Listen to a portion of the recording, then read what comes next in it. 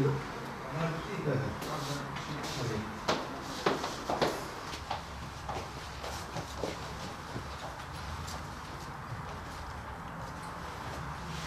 abla sizinki ilkokul değil mi? İkisi de ilkokul. Bir kız bir erkek hocam. İlkokullar bunlar. Böyle kağıt çıkmış. Hangisi bakayım? Bir dakika söyleyeyim. Al bunu. Alsın. Onda ondan.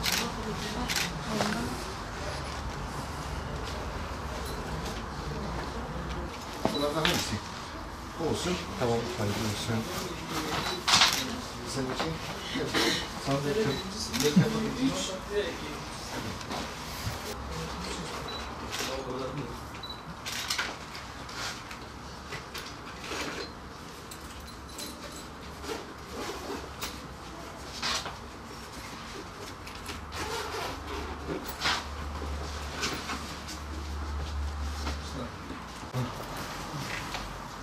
birinci sınıflar için. Sizde bak başka renk var.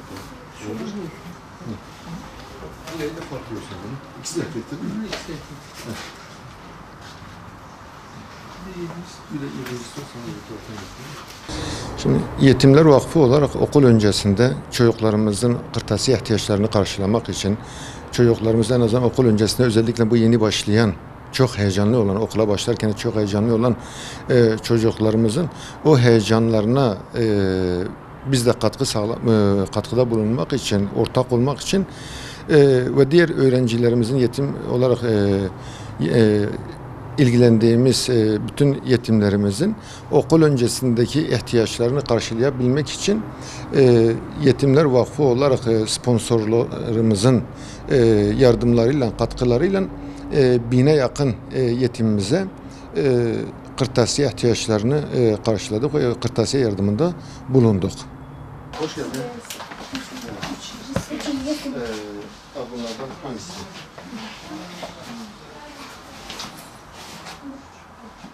Bunlar ilkokullar içindir. Bunlar daha 3. sınıf lazım. Tam işte 3. sınıflar bunlardır. Bunlar? Evet. Onlar da...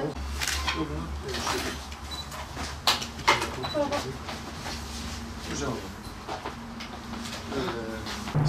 Şimdi biz Yetimler Vakfı olarak ki yıllardır bu işi yapıyoruz. Yetimlere ulaşabilmek için, onların ihtiyaçlarını karşılayabilmek için biz her ay düzenli olarak yardım yaptığımız 715 tane yetim çocuğumuz vardır. Ha gönül ister ki bizim elimizde dosyaları bekleyen ama imkanımız yetmediği için yardımı ulaştıramadığımız diğer 2000'e yakın yetimimiz vardır. Gönül isterdi ki hepsine ulaşalım ama imkanımız şu anda 715 tane yetime ulaşmaya yetiyor. Biz her ay düzenli olarak o 715 tane yetimimize aylık yardımda bulunuyoruz. Hesaplarına paralarını, ihtiyaçlarını banka hesaplarına yatırıyoruz. Onlar gidip bankadan çekiyorlar. Kendi ihtiyaçları neyse onları alıyorlar. Tabii annelerin adına hesap açtırıyoruz. Ayrıca bazı ailelerde maddi durumları çok fazla düşükse annelerine de ek olarak dulluk maaşı yatırıyoruz. Onun dışında aylık düzenli olarak et yardımında bulunuyoruz. Yani kurban etleri hayırseverler kendi kurbanlarını bize gönderiyorlar. Bize kesiyoruz ve onlara aylık olarak 2'şer kilodan ulaştırıyoruz.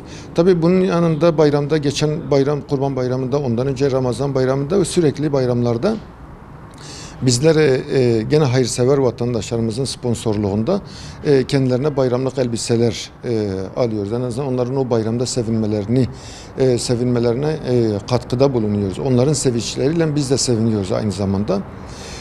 Onun dışında işte sosyal etkinlik olarak onları pikniğe götürmedir, onlara sportif faaliyetlerde bulunmadır, benzeri etkinlikler yıl içerisinde belli periyotlarla yapıyoruz. Hatta geçen Şubat ayında biz okullarına başarılı olan öğrencilerimizi diğerlerini de okulda başarılı olmaları için teşvik amacıyla Şanlıurfa'ya, Balıklıgöl'e, ondan sonra Gaziantep'te hayvanat bahçesine götürüp gezdirdik. Hem onların başarılarına ödül olsun diye hem diğer yetim öğrencilerimizin de daha başarılı olması için derslerine biraz daha fazla gayret etmeleri için teşvik olsun diye böyle bir çalışmamız da oldu.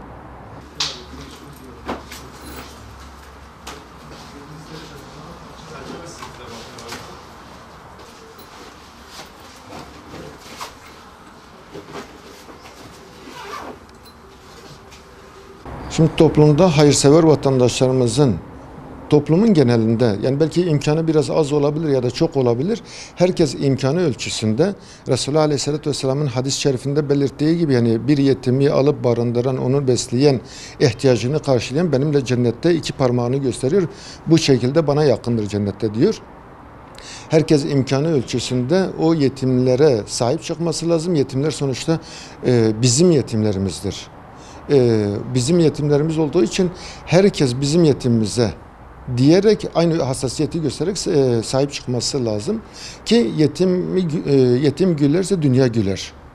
Eğer yetim ağlarsa dünya ağlar. Şu anda dünyanın birçok yerinde mazlum halkların yetimlerinin ağlamasından dolayı dünya coğrafyası huzur bulamıyor.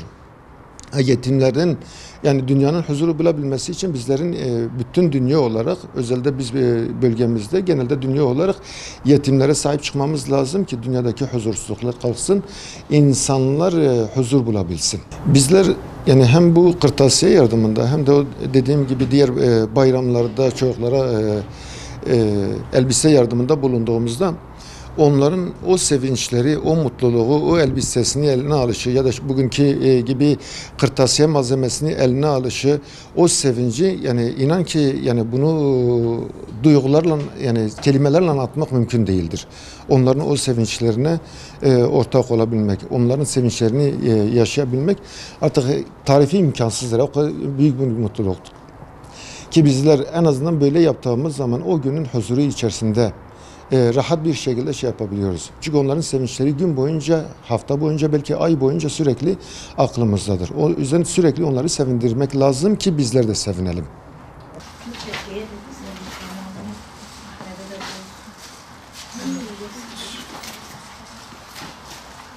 Kirletir mi acaba? Neyse bu olsun hocam. Tamam. Teşekkür ederim. Eyvallah. Allah razı olsun. Allah razı olsun. Ben Yetim Derneği'ne 2 tane yeğenim için başvurdum. Bu Yetim Derneği'ne başvurduğum çocuklar anne intihar etmiş, baba da 46 yıl ceza yemiş. Şimdi rastgele geçerken yani levhasını okuyup girdim. Gerçekten bize önerdikleri vakıf ve derneklere gittik. Bu Yetim Derneği gibi bizimle ilgilenen olmadı. En samimi, en sıcak, en içten ve hoşgörüyle karşılayan ilk dernek olarak burada bizimle ilgilendiler. Ben de o Yetim Derneği gibi bir vesileyim. Çocuklar benim değil, ben hala oluyorum. Ama yani bu çocuklar adına ilk defa memnun kaldığım dernek olarak Yetim Derneği oldu. Özellikle Fikri Hoca'nın bize o kadar sıcak ve maddi manevi desteği hiçbir zaman unutulmaz, vazgeçilmez. Rabbim yar ve yardımcıları olsun, kurban bayramlarında olsun, kurban bayramlarının dışında olsun, evimize hiçbir zaman kırmızı et girmiyordu. Onun sayesinde hem kırmızı etlerimiz geliyor, çocuklarımızın kırtasiyeleri olsun, giyimleri olsun, maddi manevi her türlü problemlerimizle ilgileniyorlar. Canımız sıkıldığı zaman bile geliyoruz, burada müferrih olarak çıkıyoruz. Yani gerçekten yetimlerle ilgilenen en iyi dernek bu dernektir. Benim sadece Diyarbakır halkından, yani bizim gibi bir yanları kırık olan yetimlerin ellerinden tutmaları ve yerine geçmesini istedikleri de hakkıyla, layığıyla yapan Yetim Derneği'dir. Onlara sponsor olsunlar. Çünkü gerçekten yani en iyi ve hakkıyla, layığıyla yapan dernek Yetim Derneği'dir. Okulu çok seviyorum çünkü okul okuyup meslek olmak istiyorum. Büyüyünce doktor olmak isterim.